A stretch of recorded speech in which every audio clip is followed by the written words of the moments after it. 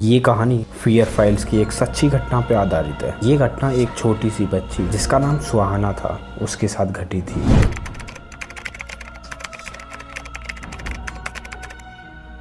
कहानी स्टार्ट होती है और हमें सुहाना और उसका भाई झूला झूलते हुए दिखते हैं। सुहाना का भाई सुहाना को उतार कर खुद बैठ जाता है झूले के ऊपर और तभी दूसरा झूला उसके साथ हिलने लगता है। तभी झूले की रस्सी खुल जाती है और उसका भाई नीचे गिर जाता है। तभी उसका भाई उससे बोलता है कि तेरे ऊपर किसी का साया है, तू पागल है। ये बोलकर वो वहाँ से भाग जाता है। ये जिन सुहाना की जिंदगी से पूरी तरीके से जुड़ चुका था और सुहाना को पता नहीं था कि उसके साथ क्या होने वाला है। लेकिन सुहाना को उस जिन की आदत लग चुकी थी। इस वजह से सुहाना को लोगों के ताने सुनने पड़ते थे। सुहाना की जिंदगी पूरी तरीके से जहन्नुम की तरह बनाई था ये जिन। इसकी वजह से उसका स्कूल भी बंद हो चुका था। सुहाना के ऊपर कुछ साया है, ये बात उसके अब्बू को पता चल चुकी थी। इसलिए वो एक मौलवी के पास लेके जाते हैं उसको। वो मौलवी सुहाना का हाथ पकड़ते ही बता देते हैं कि इसके ऊपर बहुत भयंकर जिन का साया है और उसे एक ताबीज देते हैं और बोलते हैं कि इसे कभी मत उतारना अपने गले से। वो बोलते हैं कि ध्यान रहे, अगर एक बार भी ये उतर गया तो इसकी सारी शक्तियाँ खत्म हो जाएंगी। अब सुहाना बड़ी हो चुकी थी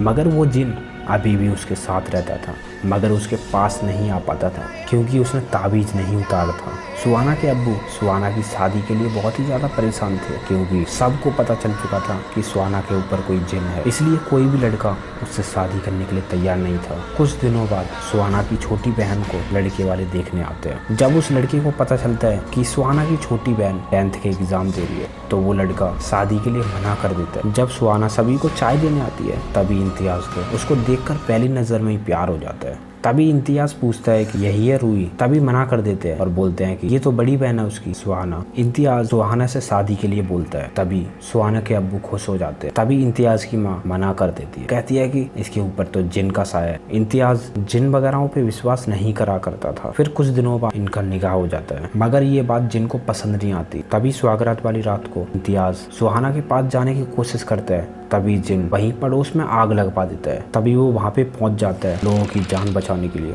इम्तियाज की माँ सुहाना को बिल्कुल पसंद नहीं करा करती थी, इसलिए उसे हमेशा ताना मारा करती थी। इसलिए सुहाना से इम्तियाज का पीछा छुड़ाना चाहती थी। तभी इम्तियाज एक दिन सुहाना के गले में वो ताबीज देखता है जो उस मौलवी ने पहनाया था। इम्तियाज को इन चीज़ों पे विश्वास नहीं था। तभी वो इस ताबीज को उतार के फेंक देता है। तभी घर की लाइट ब्लिंक करने लग जाती है। मोमबत्ती लेकर अपने रूम में आता है। तभी सुहाना इम्तियाज को रूम में नहीं दिखती। तभी इम्तियाज ढूंढने के लिए जाता है सुहाना को इधर उधर। तभी इम्तियाज को एक कमरे के अंदर कोने में सुहाना दिखती है और वो अपने आप में ही बड़बड़ा रही थी।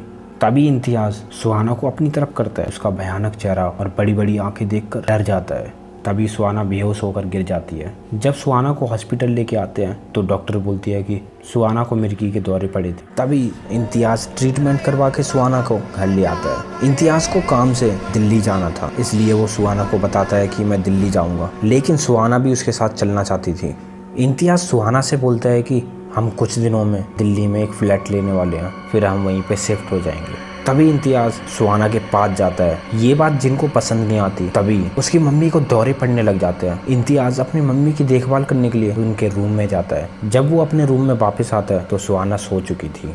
शादी के इतने दिनों बाद भी सुहाना और इम्तियाज एक दूसरे के पास नहीं आ पाए थे। अगले दिन इम्तियाज दिल्ली के लिए निकलने लगता है तो उसकी मम्मी बोलती है कि इस डाइन के पास मुझे मत छोड़ के जा, इसके ऊपर एक जिन का साया है।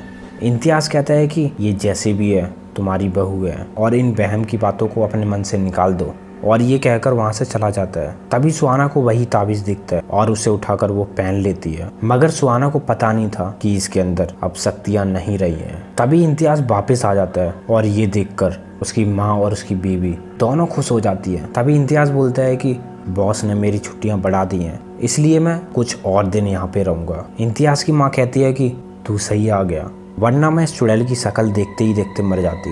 ये सुनकर इम्तियाज भड़क जाता है अपनी माँ पे और बोलता है कि आज के बाद इसे चुड़ैल या डाइन कहा तो मेरे से बुरा कोई नहीं होगा। फिर हमें पता चलता है कि ये तो इम्तियाज नहीं, इम्तियाज के रूप में एक जिन है जो उसका रूप धर के आ गया है यहाँ पे। तभी इम्तियाज का फोन आता है और सुहाना उसे उठाने के लिए जाती है। तभी रिंग बजना बंद हो जाती है। फिर सुहाना वहाँ से चली जाती है। उसके बाद दोबारा से रिंग बजती है। फिर जिन फोन उठाता है और इम्तियाज बोलता है कि हम कुछ दिनों बाद दिल्ली में ही शिफ्ट हो जाएंगे। तभी जिन सुहाना की आवाज में बोलता है कि मैं इंतजार करूंगी। जिन सुहाना के पास जाता है तभी बर्तनों की गिनने की आवाज आती है। तभी जिन गुस्से में जाके इम्तियाज की माँ को बोलता है कि हे बुढ़िया, ना ही तू चैन से सोती है और ना ही हमें चैन से सोने देगी। तो उसकी माँ बोलती है कि मैंने कुछ नहीं करा, ये तो बिल्ली थी। तभी वो जिन बोलता है कि हमें रोकने की इन इंसानों की औकात नहीं है, इस बिल्ली को तो देखो। ये सुनकर उसकी माँ चौंक जाती है। अब वो जिन हर रोज सुहाना के साथ संबंध बनाने लग गया। वहीं दूसरी ओर इम्तियाज के दिमाग से खेलने लग गया था और उसे परेशान करने लग गया था। इम्तियाज को कुछ समझ नहीं आ रहा था कि उसके साथ क्या हो रहा है। सोते जागते इम्तियाज को डरावने डरावने सपने आने लग गए थे। ये बातें सारी अपने दोस्त को बता देता है और उसका दोस्त एक जाफरी साहब के पास लेके जाता है और फिर वो उसे एक कागज जलाने के लिए कहते हैं और उस कागज को वो अपने हाथ में लेके देखते हैं तो और उन्हें 14 साल की बच्ची झूला झूलते हुए दिखती है। उसके ऊपर भयानक जिन का साया है। ये सुनकर इम्तियाज सुहाना का एक फोटो दिखाते हैं जाफरी साहब को।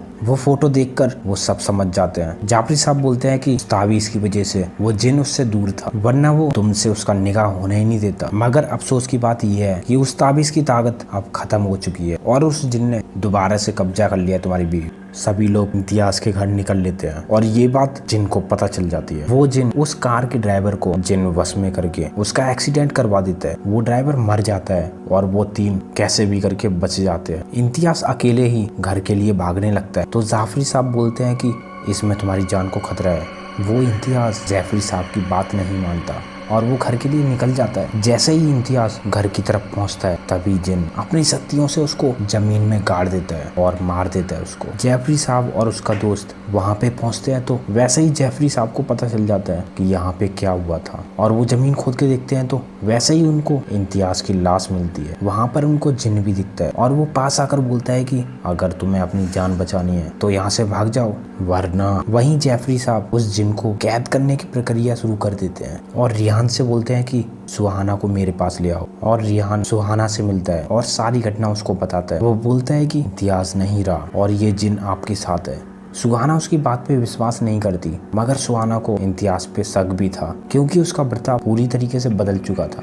रिहान जाने से पहले जाफरी साहब का उसको पता दे देता है। रिहान जाने लगता है तभी उसके सामने जिन आ जाता है और उसे वहीं पे मार देता है। जब जाफरी साहब जिन को पकड़ने की प्रक्रिया कर रहे थे तभी वहाँ पे जिन आ जाता है और वो जिन जाफरी साहब को भी मार देता है। जब सुहाना वहाँ पे पहुँचती है तो जाफरी साहब अब आखिरी सांस ले रहे थे और उसे सब कुछ बता देते हैं। सुहाना जब घर पहुँचती है तो जिन से कहती है कि मैंने तुम्हारा क्या बिगाड़ा था, मेरी पूरी जिंदगी तुमने बर्बाद करके रख दी। तुमने मेरे शौहर को छीना, मेरे प्यार को छीना।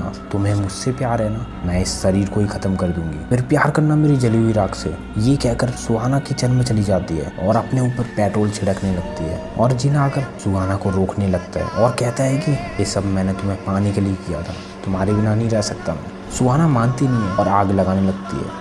तभी जिन बोलता है कि चलो ठीक है, तुम चाहती हो कि मैं तुम्हारी ज़िंदगी से चले जाऊँ कहीं दूर, ठीक है, मैं तुमसे काफ़ी दूर चले जाऊँगा। आज के बाद तुम्हें मैं कभी परेशान नहीं करूँगा और ना ही कभी दिखाई दूँगा। तुम ही मुझे नहीं चाहती तो मैं यहाँ पे रहकर क्या करूँगा। ये कहकर जिन वहीं से गायब हो जाता है। इसी के साथ ये वाला एपिसोड, ये कहानी ख़त्म हो जाती है। ये डरावना फियर फाइल्स का एपिसोड आपको अच्छा लगा तो सब्सक्राइब जरूर करें और बताएं कमेंट में ये कैसा लगा आपको।